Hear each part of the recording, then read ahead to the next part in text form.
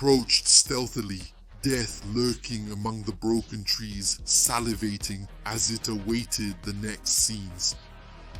The Russian continued on his way, under the watchful gaze of the empty eye sockets of the Alexander Maltsev, a veteran of the Chechen Wars, once again mobilized for the special operation in Ukraine, advanced beyond the rules of the strategy books and thought for himself. He knew that some plans needed to be adapted. In that one, what would his day be like?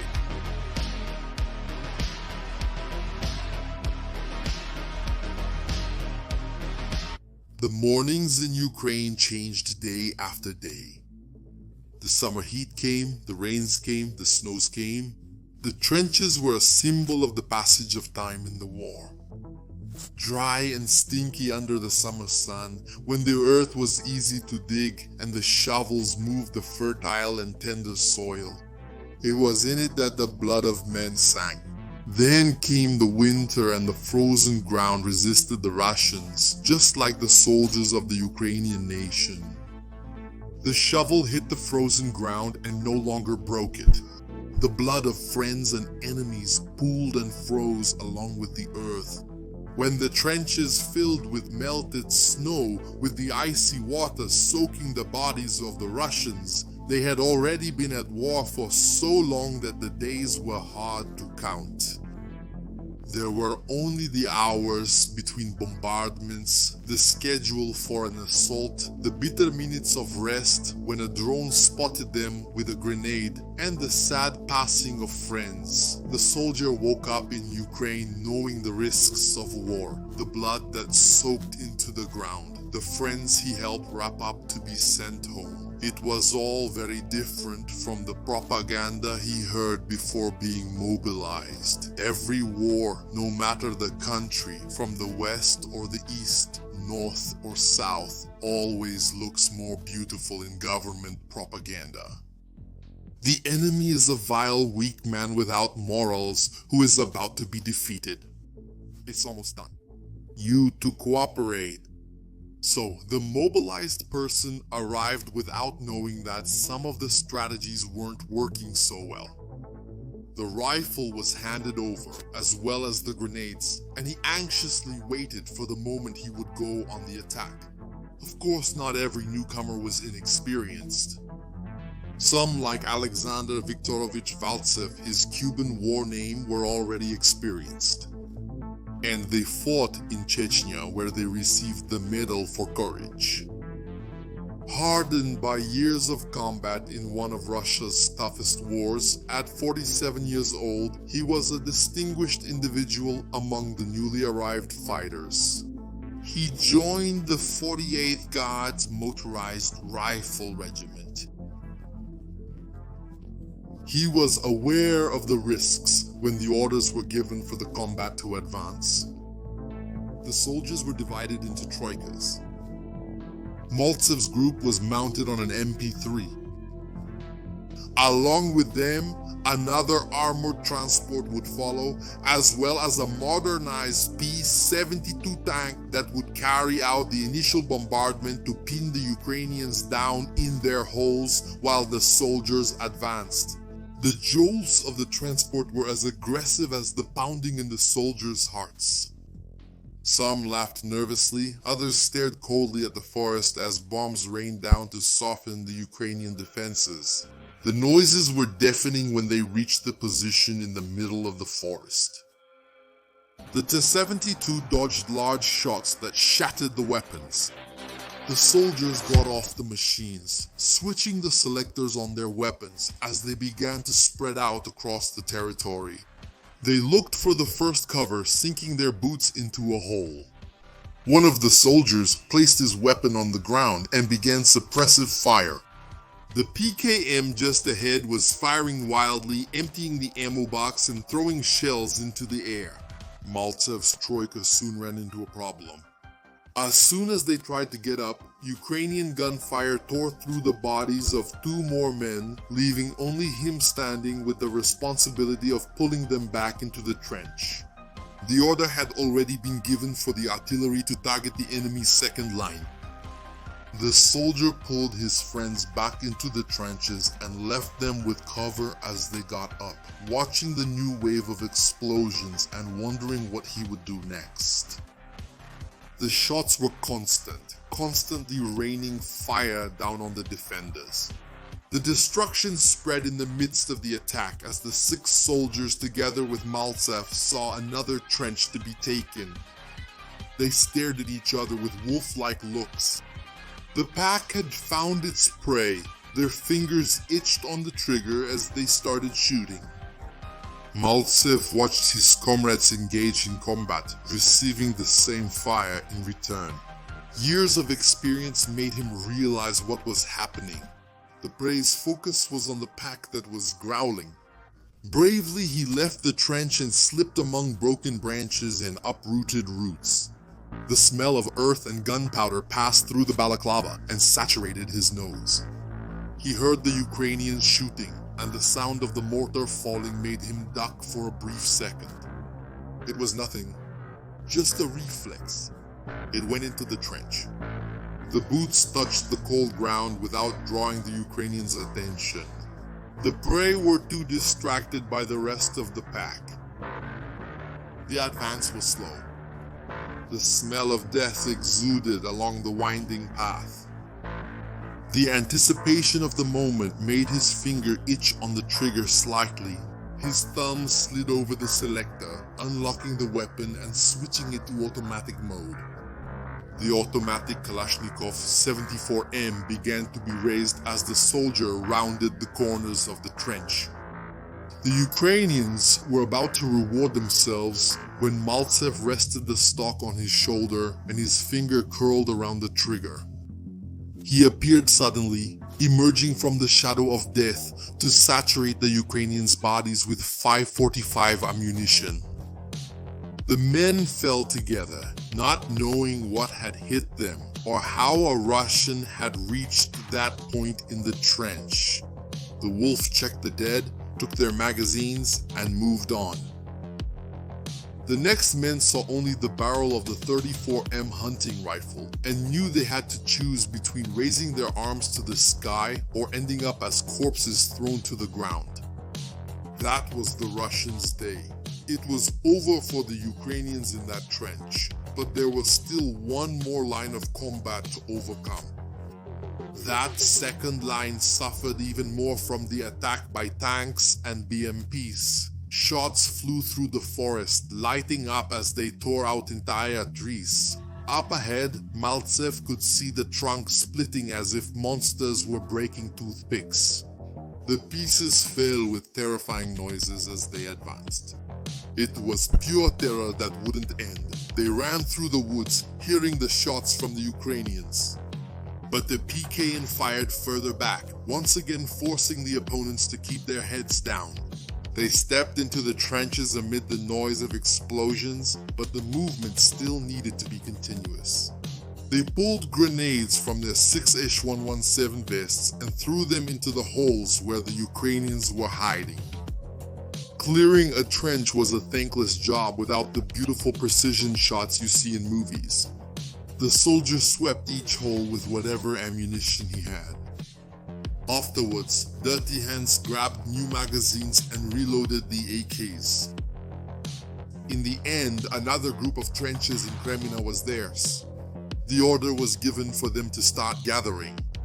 They had to take new positions and dig. The artillery was already starting the new barrage to prevent the Ukrainian reserves from counterattacking. Now it was dig and wait.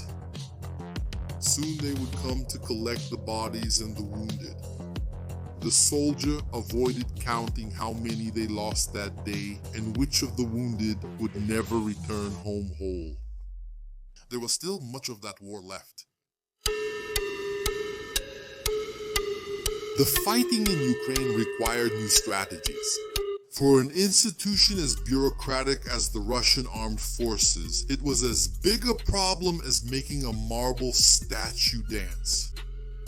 But they needed to adapt. The old way worked, but it wasn't enough. It was inspired by the infamous Wagner Group, the same one that became famous for using ex-prisoners on their front lines, that Russian leaders created the Z assault units. The strategy would be different, so 3 days after the fighting in the forest, Maltsev would cross the open fields to take new positions using new methods. Different methods. The assault unit was made up of 4 groups of 3 men. They were called troikas, each with its own function. It was night when the artillery started again and Maltsev joined his troika. They would move in a diamond formation, always among the trees. At the front, the first 3 men were led by a sapper, a man with the APKM, and his assistant with the ammunition. On the right, 3 others came with heavy weapons as well. The observer was there to indicate the positions for the men with RPGs. Along with Maltsev on the left came another sapper and the medic. Finally, the commander formed the trio at the tip of the diamond, with the communications officer and another soldier who operated the drones. Maltsev proceeded in formation to carry out the orders. He saw the support artillery men preparing the AGS-17. Maltsev smiled, thinking about the weapon's ability to fire up to 400 grenades per minute at the Ukrainians' heads. That day, they were well prepared. The assault unit wasn't perfect, but it had a T-72 and 2 BMPs. They had 2 fewer armored personnel carriers than the ideal described in the manual, but they hoped it would be enough. The veteran said his last prayers thinking of Dara.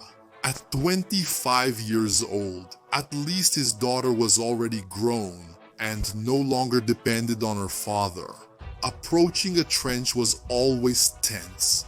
The artillery in the previous days had knocked down so many trees that it was hard to find any cover. However, it was necessary to shake the Ukrainians and leave them unsure when the attack would come. The day was beginning to dawn when the artillery started again. It was the moment when hearts began to beat faster. Many times, I saw how a little alcohol was necessary to give courage to some more nervous colleagues without previous experience. Maltsev didn't need that. He looked up and listened to the orders on the radio. The drone was observing the enemy positions, warning about the 2 lines of trenches they would have to cross. From one of the tree lines, the soldiers began to fire 30mm grenades at the Ukrainian trenches using the AGS-17. The BMPs and the tanks also fired. When the artillery fell silent, the countdown for the infantry began. They had up to a minute to start the operation. They fired among the trees with orders to avoid crossing the outer line. Another group came with armored vehicles intending to advance through that position. Maltsev and Sotroika soon found a hole where they could take cover to start shooting. They were caught by heavy fire from a prepared enemy who did not hesitate to retaliate with metal of the same caliber. The PKN echoed aggressively against the Ukrainian positions. The RPGs joined the symphony as the men left the trenches for consecutive shots. Out there in the middle of the field, the soldiers got off the armored vehicles and ran alongside the ranks. Their RPGs were placed on their shoulders to launch the explosives that filled the Ukrainian tree line with smoke and death. The troops tried to move as quickly as possible so they wouldn't stay out in the open field. Maltsev and his companions saw how the first line of Ukrainians fell silent.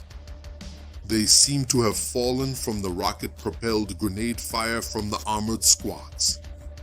They walked on, more relieved, trying to take cover behind what was left of the weapons. The balaclava held back the drops of nervous sweat that overflowed from their foreheads. Suddenly, a deafening noise of death surprised them. The Ukrainians had gotten up with their weapons, a PKM fired in their direction, tearing apart the men who took too long to realize the trap. It was 700 rounds per minute with 7.62 caliber ammunition that left no shadow of a doubt that death would not miss the chance to take the souls of those wounded soldiers. Some men didn't even have time to scream. Only gravity brought them to the ground immediately. A bigger blast happened when the rocket-propelled grenade 7 flew into the same trench, exploding against the Boyovaya Machina Pechoti. The armored vehicle stopped moving, and the surviving crew members jumped out to escape the burning vehicle. It was a moment when everything started to go wrong. So many other times they said that strategy worked. In fact, the Wagner group practically took Soledar using something similar. But now, Ukrainian artillery has started bombarding them with mortar fire. The sound of the rotors spread through the area when a new danger appeared. The Ukrainian helicopters flew by, firing unguided missiles. Maltsev heard the deadly ascent coming and then waited for the impact.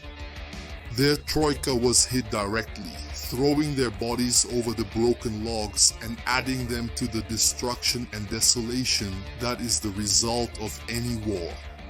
Maltsev would receive a new medal, but he would not continue with the Russian advances of March and April of 2023. Wounded, he raised the automatic Kalashnikov for the last time to provide cover for his comrades to begin the evacuation. Then came the shot that ended his actions in Ukraine. It is men who recognize heroes. War recognizes only targets. The flesh of every man is pierced by the same ammunition, no matter the flag he salutes or the medal given to him by the rulers. Every strategy had its cost and its risks. The Russians would still carry out similar assaults on Bakhmut and other regions. That day, however, near Crimea would not be their day. It was the reality of war. Only in movies were strategies perfect, with heroes who survived always outmatched enemies.